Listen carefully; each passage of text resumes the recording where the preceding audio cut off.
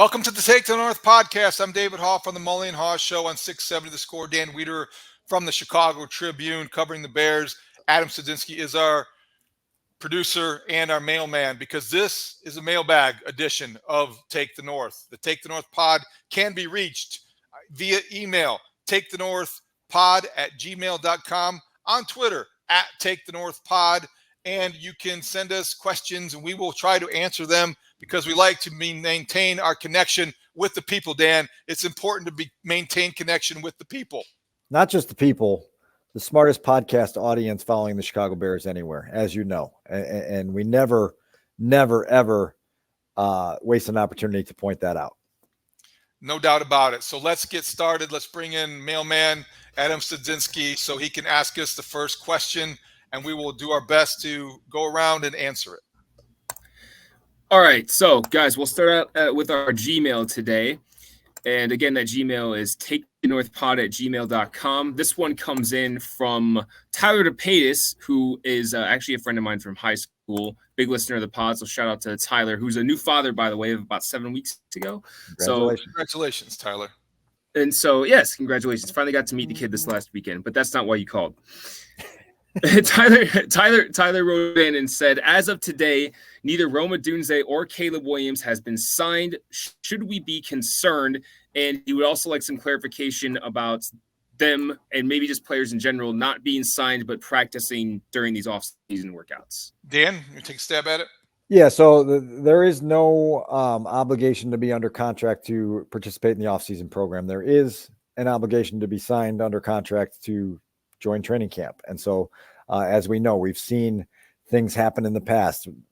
Roquan Smith, as a rookie, did not start practicing on time during training camp because there was a contract squabble at that point. The first of two contract squabbles that he had with the Chicago Bears eventually got rectified in the middle of August of that year. There is not a lot to be concerned about right now with either the contract of Caleb Williams nor Rome Odunze.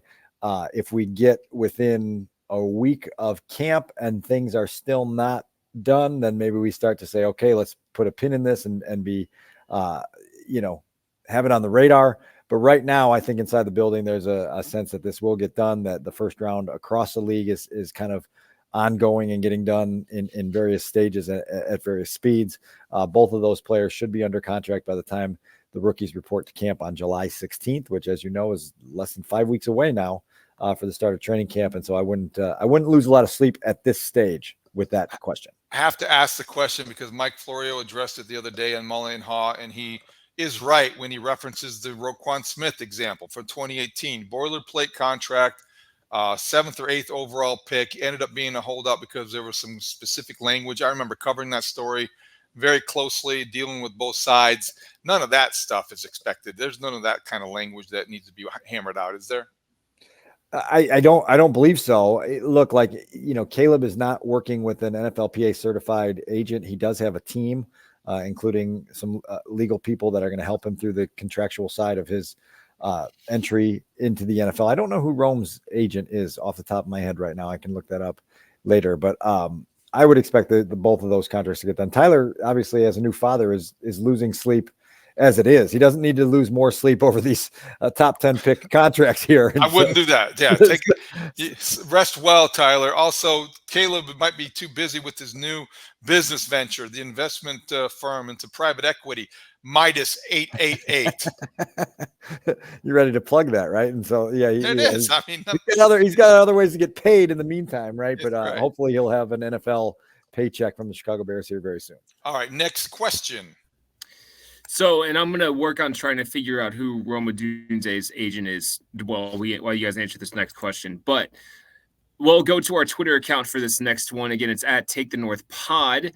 This is from George Palmer on Twitter. He asks, outside of Caleb Williams struggling or getting injured, what's the single biggest threat to the Bears not reaching their potential? Coaching, injury to Montez Sweat, injury to the O-line, Dexter Pickens not developing, or something else? Well, I don't like to project or talk about injuries necessarily because every team is going to deal with them. You just don't know who. You just don't know how bad. And, yeah, all these predictions and all these projections are predicated on the fact that teams are going to stay healthy or not going to lose players and have them unavailable more than they're available. So you lose Montez Sweat, you lose Caleb Williams, you lose anybody like that, a DJ Moore, for an extended period of time, you're in survival mode. And maybe they will, maybe they won't, but that's a hard question to answer.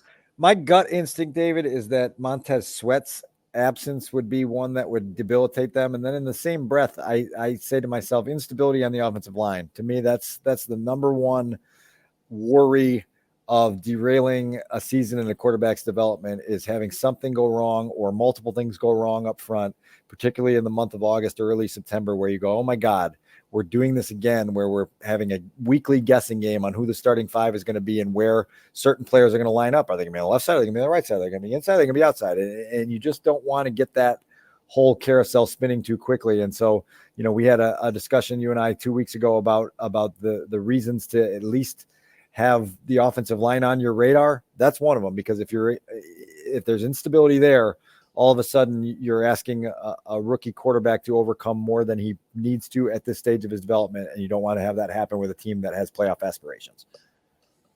Good answer. Nothing to add to that. I hate talking about injuries, potential injuries, and who might get hurt. Oh boy, that's a glass half empty way to look at the offseason. All right, let's get to the next question. Hopefully it's a nice one. So, and just to square the circle on this, according to spotrac.com, Rome Odunze's agent or agency is the Excel Sports Management. So I have it down as Ryan Tolner and Colin Roberts here. Colin Roberts is listed. Yeah. And the Tolner brothers, very well known in the league, and they were part of Mitch Trubisky's representation as well, for what that's worth. There you go. All right. So this one I think is kind of a fun question. So we'll go with this one next. It's again from our Twitter page. It's from J Todd, and I'm not sure how to say his last name. Sakai. I would guess Sakai. Maybe. Yeah. So J Todd asks us, while all the focus has been on Caleb, quite understandably, how has Tyson Bagent looked in camp? He looks to have put on some weight in the offseason, and guessing he put in a lot of work. Just curious. Dan, you've been there firsthand seeing him throw the ball. All I can tell you is that the young man is ripped, and he has put on some weight. I asked him how much. He didn't tell me, but seeing him in person, I could tell that he had been in the weight room quite a bit.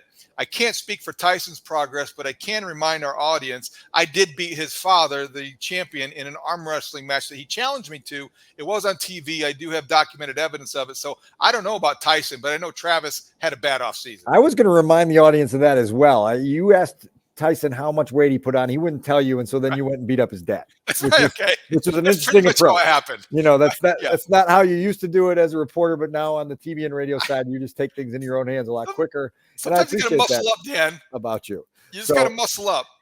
I will tell you this, that the final practice of minicamp a week ago, I spent a good chunk of it watching it with Tom Waddle, former Bear, who puts a pretty good discerning eye on quarterback play. And we were having a discussion about how comfortable Tyson has looked in the periods of practice that have been open to the media this spring. There is an efficiency and a speed at which he operates that speaks to a feel for the position. And look, like the Bears spoke in volumes last year about how much experience he got at the college level, how many snaps he took, and how beneficial that was to just kind of understanding the game, no matter how different the speeds are between Shepherd University and the NFC North, that the understanding of when the ball needs to come out and where it needs to go and how it needs to get there is there in Tyson Bagent. Now he's going to have some things physically that he's going to have to overcome throughout his entire NFL career. Arm strength is still a question that lingers around the league, but you understand why Ryan Poles and this coaching staff really believe in him to be their QB2 going into the season, because there is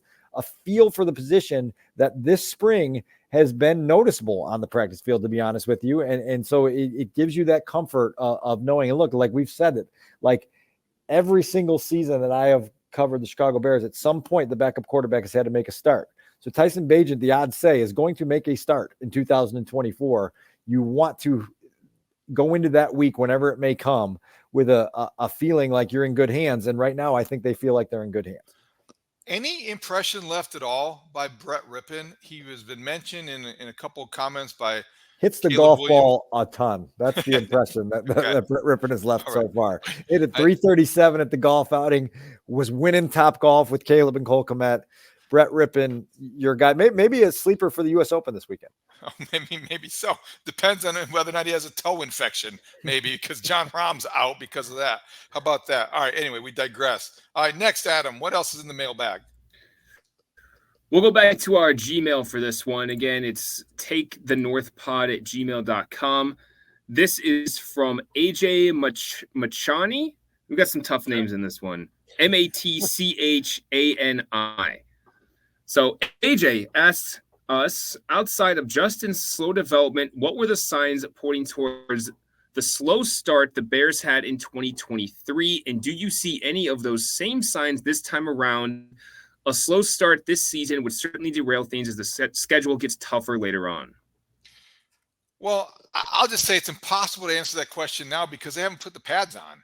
So maybe a year ago at this time, you had a sense of what Justin Fields could do throwing the football and what he couldn't do throwing the football. But most of Justin Fields' issues were throwing the football.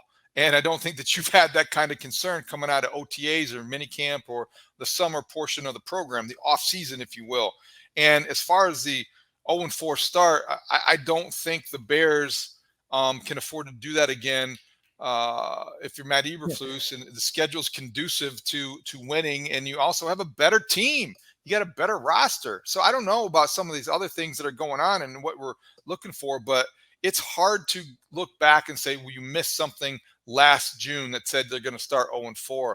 I just don't think it's realistic to make too many grand conclusions in June. Just to tack on to that, I think that there's a big difference between a slow start and an 0-4 start where your defensive coordinator abruptly resigns and your quarterback calls out the offensive coordinator and you blow a 21-point second-half lead at home to the Broncos and you just fall apart in every way imaginable over the first 4 weeks of the season. That was worse than a slow start. That was just like worst-case scenario, came knocking and then let itself in and then took up residence on your on your living room couch for a month. I think that with Justin, as we progressed through training camp last year, particularly when we went to Indianapolis and there was no longer the excuse of, well, you know, his defense is really good and you know, the Bears are asking him to make these mistakes so he gets comfortable in the preseason. Like Justin was making some throws in those crossover practices where you go, man, that's not going to work when the regular season starts. That's a level of discomfort. It's a level of not processing quickly enough. It's a level of not quite being in sync with the rhythm and timing of the passing game that gave you some pause. We're going to get into training camp earlier this year than we usually do. We're going to get deeper into training camp earlier than we usually do. And by the second week of August, I will be able to tell you what the eye test looks like. At the same time, I think we have to be aware that following rookie year, Caleb Williams is different than following year 3, Justin Fields. And so some of the same hiccups may occur, but they won't be at the same level of concern for Caleb Williams as they were for Justin Fields because they're at different stages of their NFL development. Again, I'll point back to what we talked about just a minute ago. Offensive line instability. It started to show its head in training camp last year for the Bears, and it was an issue through that 0-4 start. And so like that's why I sit here with a little bit of PTSD going, my God, you know, someone in this building needs to make sure that front five is established and in place and ready to roll with 3 good backups behind them, quick, fast, in a hurry, because we just can't live through another season where we're talking about that all year. Well, I raised some of the questions about the offensive line and position by position the other day on the radio, and got some people who were texting us off the air about how that was panic and how it was way too early. And only in Chicago do you worry about the offensive line in June. Okay.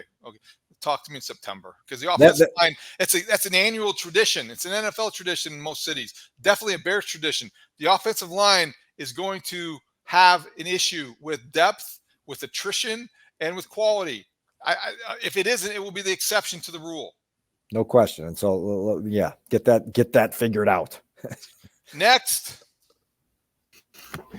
All right, so we'll take these back to the Twitter page. This is from Drod on Twitter, DROD. Somewhat along the same lines, but a little more big picture and forward thinking. Has this been the most optimistic you have been about the Bears and them achieving sustained success? We got 2 different lenses to look at this through because you've been around longer, so I'll let you go first. I would say, okay, my first year covering the beat for the Bears was 2003, and there wasn't that much optimism then. But I will say this: the Lovie Smith era, going into the year after the Super Bowl, the Bears returned like 21 of 22 starters. And they had it all together. I think they acquired a defensive tackle in training camp, and they were all ready to go and repeat. And they were the class of the NFC, and they were coming off a NFC championship. And I felt like at that point, the Bears were back. And then they weren't. That season, 2007 season, fell apart because of injuries and a lot of other things that made it hard for the Bears. At that point in time, there was an NFC or Super Bowl runner-up curse that they certainly fell into. That comes to mind as a point of context. The other one is 2019. I would caution people to, before that question makes sense. It's a fair one because you look at this roster, it's pretty complete. And the difference this time is you have the answer at quarterback, which I don't think is anything that's relatable to anything that's happened in the past, except for maybe Jay Cutler in 2009. But 2019, they had the summer celebration, the 100th anniversary, and everybody was talking about getting to the playoffs and this and that and recovering from the double doink. Matt Nagy was being you and loving it. So that felt very much like the enthusiasm this offseason. What feels different about this offseason is that there's a sense of sustainability because you've answered the most difficult question, and that is, who's your quarterback? Well, I think the feeling of sustainability was there in 2019. It just proved to be hollow. I think that everyone thought that, man, this is just going to be the second year that we have Khalil Mack here. Look what he did in his first year, and look how he turned a pretty good Bears defense into the best in the league, and look how well built that defense is to carry this thing for a long time. And oh boy, Mitch Trubisky really took strides in his second year starting, and boy, year 3 should really be a springboard. And so I think there was a feeling, again, you and I have talked about it here, of Matt Nagy, coach of the year, Ryan Pace, executive of the year, defensive player of the year candidate, and Khalil Mack of a number 1 defense, an offense that was up and coming with an offensive minded guy, and Matt Nagy, who his first year before it all fell apart seemed to be imaginative and seemed to be pressing all the right buttons at all the right time. So that's certainly the reference point for me on the beat of, like, that was when it felt like they were on the brink of a run of sustained success. Guess what? They haven't been back to the playoffs outside of that 2020 COVID year, which was 8-8 and kind of a house of cards all the way through after the fast start. I will say that if you do get this thing right with the Caleb Williams launch, well, now you have the key that not only unlocks that door to sustain success, but keeps it wide open. And that's the hope here. But until that happens, we can't make that premature proclamation that it's here, because we don't know if Caleb Williams is any good on the NFL level. As much hope and optimism and Kool-Aid as has been drunk here in Chicago since late April. Last thing I'll say before we get to another question is that this is the most optimistic I can remember feeling after back-to-back losing seasons. Right. For a Bears season. That's a good point. They were 7-10 last year. They're 10-24 over the last 2. Yeah, it's like, all right, should we have the parade on a Monday or a Tuesday? Another point that consistently gets made to me is the NFC North is no joke right now. And so you don't have like this sleepy division that you're capable of just jumping up and seizing. Like, right. The Lions are for real. They're built to last. We'll see where the Vikings go from here. And the Packers obviously surprised a lot of people with the way they played last year behind Jordan Love and got themselves in the playoffs and then won a playoff game once there. So you're going to have to do some work, but hopefully we are talking about sustained success here. It'd be good for business. All right, let's do one more. And the last one, guys, is back from our Gmail, which again, takethenorthpod@gmail.com. This is from Randy Guajardo. Bit of a long-worded email he sent us here, so I'll paraphrase just a little bit. Since there is a lot of hype revolving around this defense, but with still a glaring hole at pass rush, do you believe the Bears are playing the waiting game on some vets, which may shake loose during training camp? And he floats a couple names, Matthew Judon, and he also floats the idea of trading for a Jonathan Allen, so another trade with Washington, or the idea of bringing back Yannick Ngakoue. What do you guys think? All right, so Ngakoue is in play. They know him. He knows them. Maybe they want to bring him back. It certainly wouldn't be for $10 million. They could get him at a bargain, more of a reduced rate. 60% off. Yeah, exactly. Calais Campbell, is he still out there? Calais Campbell? I believe he is still out there. He's up there in age. He might be a contemporary of Mercedes Lewis. Maybe somebody help him feel comfortable. There might be some other guys added to the mix. They might get a situational pass rusher. I could see that being the case, Dan. But I don't look at it as a glaring hole.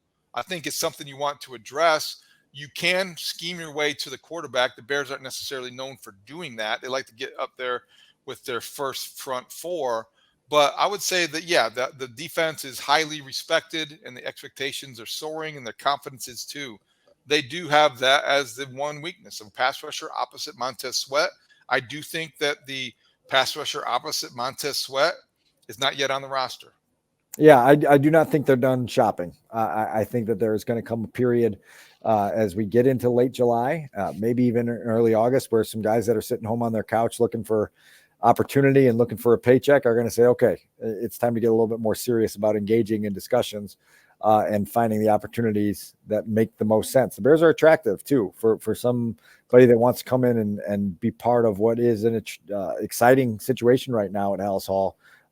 That is going to be a magnet potentially for some guys.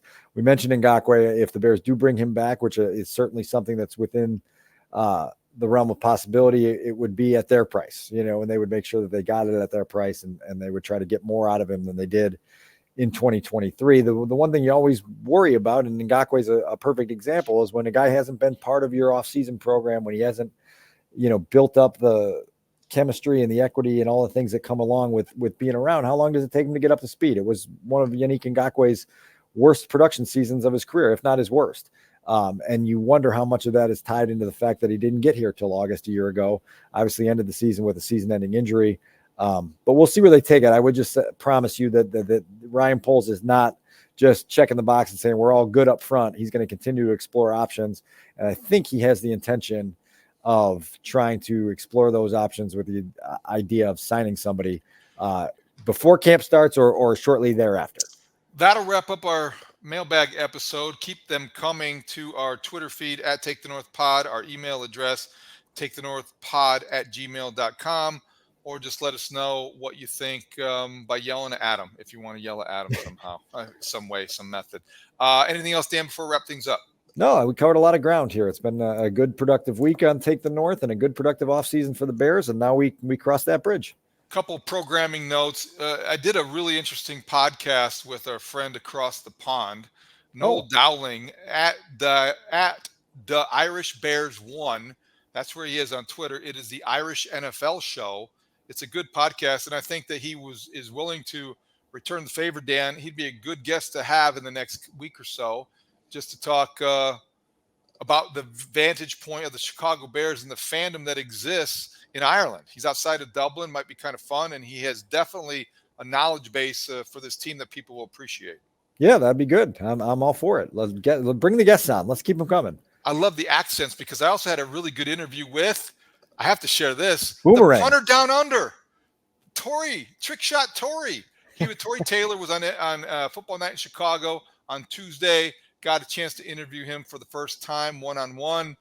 He told me about his Chicago coffee's not as good as Australian coffee, how he was a badminton guy, and how he's got a new nickname, Boomerang, thanks to Matt Eberflus. So Tory Taylor, as engaging as everybody said, I was glad to get a chance to talk to him. Of course, Flusy gave him the very creative Boomerang nickname with the Aussie stereotype there. Of course that happened. Right?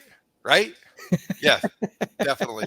All right, so for Adam Sadzinski, our mailman and producer, for Dan Wiederer from the Chicago Tribune, I'm David Haugh. Thank you for listening to the Take the North podcast and watching us on the 670 Scores YouTube page. We'll talk to you next time. Great talk. See you out there.